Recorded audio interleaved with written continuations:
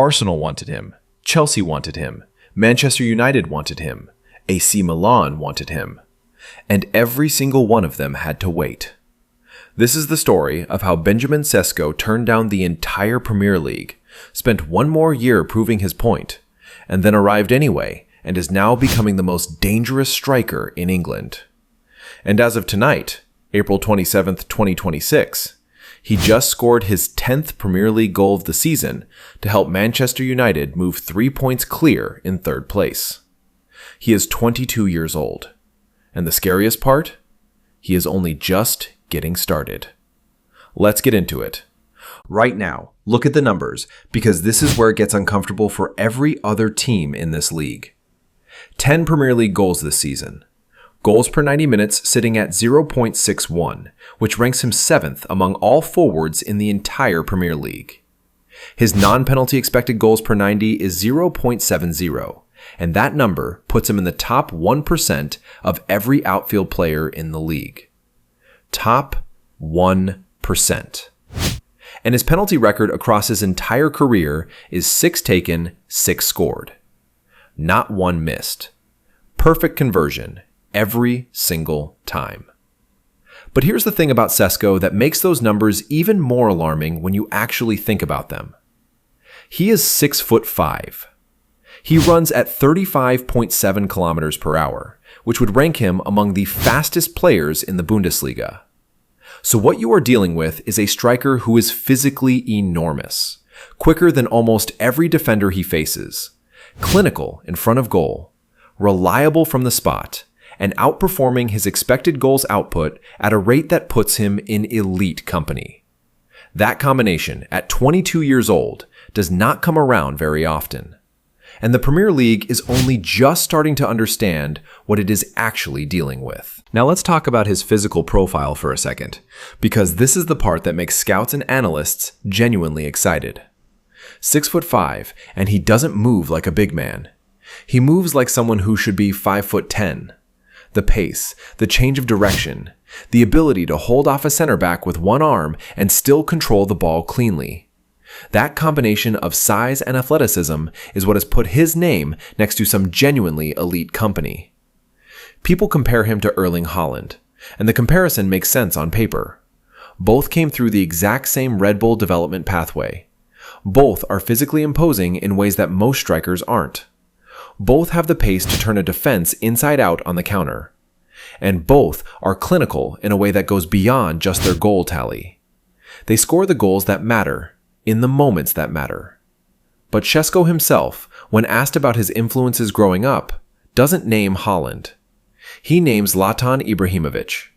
And when you watch him hold the ball up, when you watch him back into defenders and use that frame to create space, when you watch him finish with that composed, almost arrogant certainty, you see exactly what he means. There is something of Ibrahimovic in the way Sesko carries himself on the pitch. That sense that the outcome was never really in doubt. That is not a comparison you make lightly.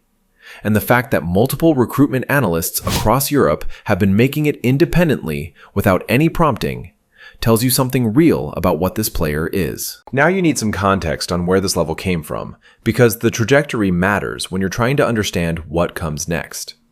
At RB Leipzig, across 2 seasons, Sesko scored 39 goals in 87 appearances across all competitions. In his final year there, he finished as the club's top scorer with 21 goals, including 2 against Juventus in the Champions League on the same night. 2 goals against Juventus in the Champions League. At 21 years old, and in his first Leipzig season, he became the youngest player in Bundesliga history to score in 7 consecutive matches, doing it at 20 years and 353 days old. 7 league games in a row, a Bundesliga record. Still a teenager in terms of experience, but already producing numbers that had every major club in Europe pulling up his footage.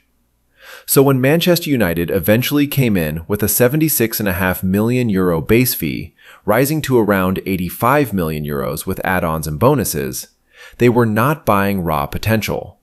They were buying a player who had already broken records in one of the top 5 leagues in Europe and proven he could deliver at Champions League level.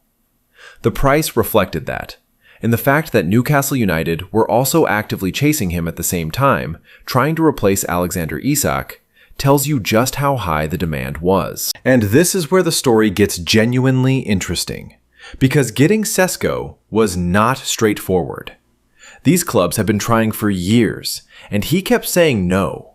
In the summer of 2024, Chelsea had his €65 million release clause ready to trigger. Arsenal had submitted a bid of $55 million, which came up just short of that clause. Manchester United were involved. AC Milan were involved.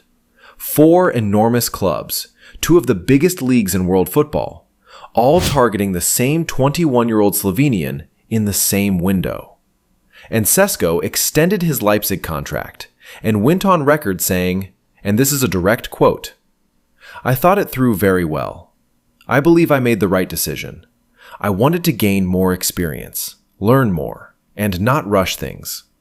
Leipzig is an excellent club that can provide what I need for the next step." 21 years old, saying no to Chelsea, Arsenal, Manchester United, and AC Milan in the same summer. That level of patience and self-awareness at that age, in that situation, with that kind of money on the table, is almost unheard of in modern football. Most players at 21 jump at the first big offer. Sesko sat down, thought it through, and decided he wasn't ready. That takes a particular kind of confidence in your own process. And that wasn't even the first time he'd done it. Back in 2022, Chelsea under Todd Boehly reportedly offered him whatever he wanted to move to Stamford Bridge. Sesko turned it down. His agent told him it was too early. He stayed in the Red Bull system, kept developing, and waited for the right moment. He was right in 2022. He was right in 2024. And Manchester United's director of football, Jason Wilcox, when the deal finally went through, called him one of the most exceptional young talents in world football. That's not boilerplate transfer talk. That's the result of 3 years of watching this player say no to everyone else first. So he arrives at Old Trafford in August 2025, unveiled before a preseason friendly against Fiorentina. €85 million of expectation walking through the door. And for the first 16 games under Ruben Amorim, he scores 2 goals. 2. The system didn't suit him. The structure wasn't built around the qualities that made him exceptional at Leipzig. And you could feel the frustration building, because this was a player who had turned down half of Europe, waited for the right moment, and was now being asked to function in a setup that wasn't unlocking anything close to his best. Then, Amorim gets dismissed in early January 2026. Michael Carrick comes in. And almost immediately, like a switch being flipped, Sesko starts looking like the player Leipzig paid to develop and United paid to acquire. 6 goals in January and February alone. Not just any goals either. Stoppage-time winners against Fulham. Stoppage-time winners against West Ham. The kind of decisive late contributions that turn 1 point into 3 and change where a season ends up. United's Player of the Month for February 2026. 6 goals in 2 months after 2 goals in 4 months. The player was always there. The right environment just needed to be built around him. Which brings us to tonight, April 27th, 2026. Old Trafford, Manchester United versus Brentford. 3rd place on the line, Liverpool sitting 3 points behind them. Aston Villa right alongside Liverpool. 4 games to go and Champions League qualification not yet mathematically secured. 43rd minute. Ahmad wins the ball back deep in United's half with a superb tackle. Bruno Fernandes picks it up and immediately plays the perfect pass forward on the counter. Sesko receives it, takes 1 touch to set his body shape, turns Nathan Collins with complete composure, and smashes it past Queeving Kelleher into the far corner. His 10th Premier League goal of the season, his 11th goal in total since joining the club. United win 2-1. After the final whistle, Sesko told reporters, "Me and Bruno Fernandes work a lot on the training pitch, and it is paying off. Knowing I have a teammate with this quality is a pleasure, and I have to use it.